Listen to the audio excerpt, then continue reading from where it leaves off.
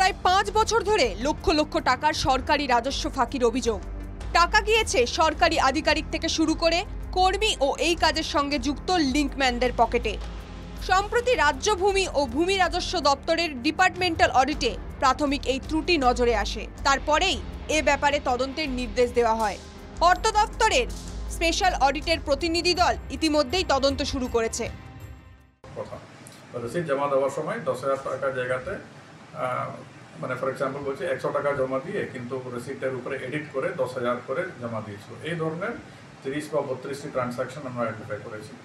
এবার এটা আইডেন্টিফাই করার সঙ্গে সঙ্গে আমরা স্টেট লেভেলে ডিপার্টমেন্টে এটা রিপোর্ট করেছি এবং তার ভিত্তিতে এখান থেকে একটা অডিট টিম আজকে চলে এসছে।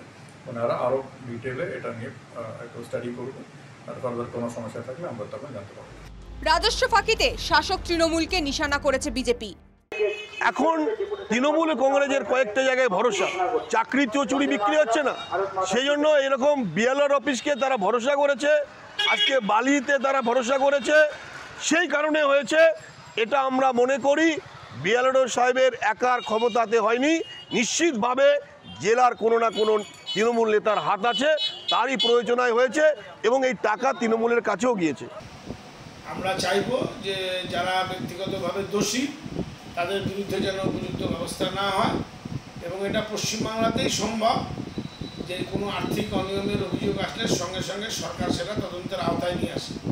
কে বা কাহারা যুক্ত সেটা তদন্তের পরে তাদের বিরুদ্ধে যেন উপযুক্ত ব্যবস্থা না হয়। আমরা নিজেরাও জেলা প্রশাসনের অনুরোধ করব কোনো রকম দুর্নীতি কিন্তু বরদাস্ত করা যাবে না।